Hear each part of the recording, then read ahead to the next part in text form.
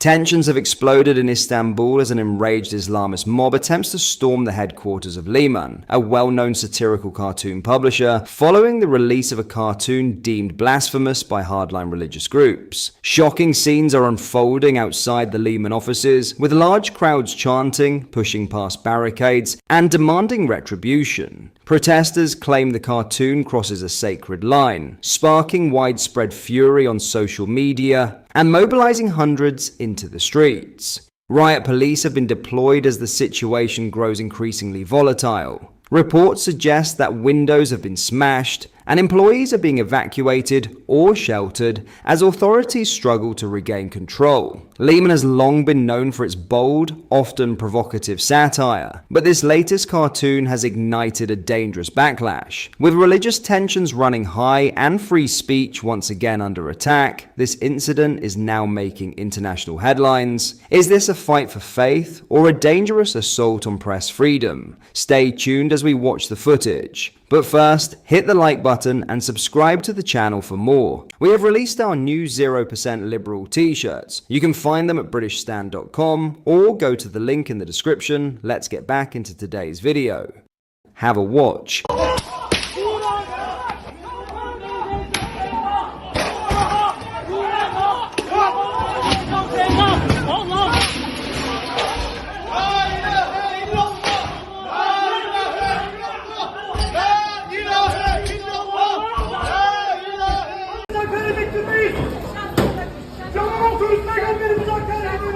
Peygamberimiz bizim en değerimiz.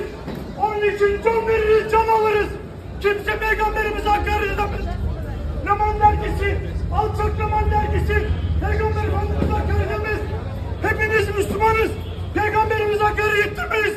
Vallahi de billahi de can veririz, can alırız. Allah Resulü bizim her şeyimizdir. Aman babam her şeyim sana feda olsun ya Resulallah. Tekbir! Allahu Ekber! Tekbir! Allahu Ekber! Tekbir! Allahu Ekber! Peygamberimiz için ölürüz. Açın kapıları, canlarını okuyalım. Siz Müslümansınız.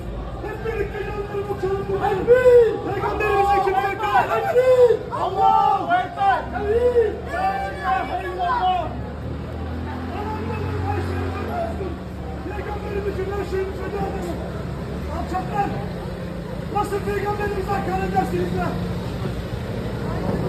Bizim ordumuz ismini Peygamber Efendimiz'den almıştır.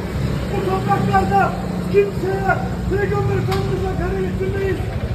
İyi de burası Türkiye Cumhuriyeti. Burada kimse Peygamber Efendimiz'e hakaret edemez. Kimse hakaret edemez.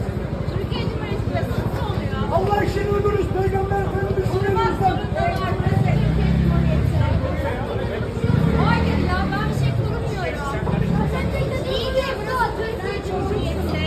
Allah'a, Kur'an'a, Muhammed'e şahit. As the chaos intensifies outside Le Mans headquarters, the clash between freedom of expression and religious outrage reaches a boiling point. What began as a cartoon has spiraled into a national crisis, one that now forces Turkey and the world to confront difficult questions about the limits of satire, the power of belief, and the fragile line between protest and violence. What are your thoughts on this? Let me know down in the comment section. In other news, Ziya Yusuf has strongly condemned a senior council official after the chief executive refused to comply with an order from Reform UK's leadership to remove a pride flag from Warwickshire County Hall. The Reform UK's head of Doge accused her of orchestrating a coup d'etat and engaging in a subversion of democracy. Monica Fogarty, the council's chief executive, rejected the directive from George Finch, the authority's 18-year-old interim leader. He had instructed that the Progress Pride flag be taken down in accordance with Reform's policy of displaying only British flags. The Telegraph reports that Fogarty responded to the order by saying, "I am afraid I will not be taking the action that you are requesting."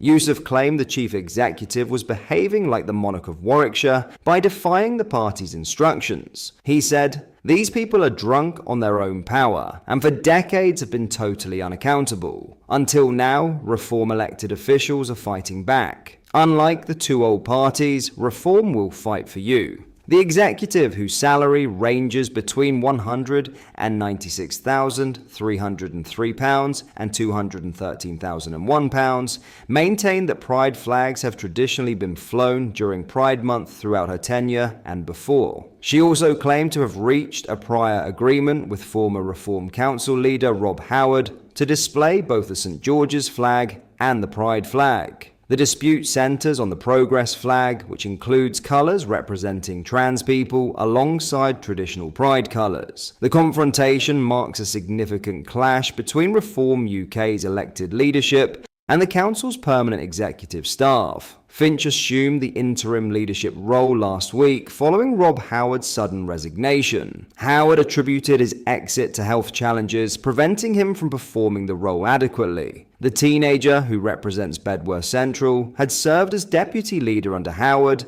and now oversees a local authority managing over £1.5 billion in assets and a revenue budget of approximately £500 million. Finch had only recently defected from the Conservative Party to Reform UK, having been a Tory member for just 3 months before switching allegiances due to Reform's tougher stance on illegal immigration.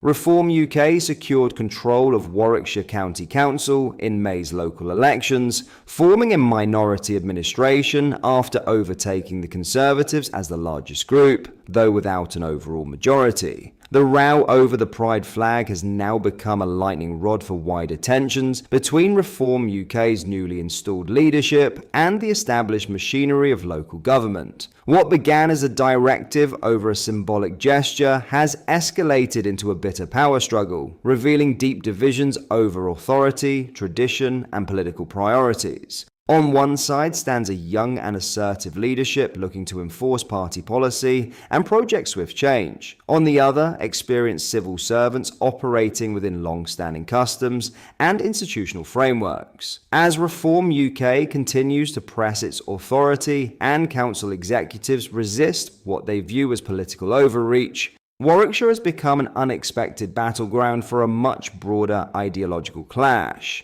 The fallout from this confrontation could have implications far beyond the steps of County Hall, raising questions not only about the role of local officials, but also about the balance of power in councils now led by fast-rising political movements. As the situation develops, all eyes will remain on Warwickshire, where governance, identity, and control are now very much up for debate. What are your thoughts on what we discussed in today's video? Let me know down in the comments section below. If you've not yet already, make sure you do drop a like on this video and subscribe to the channel for more British content. Thank you, take care, goodbye.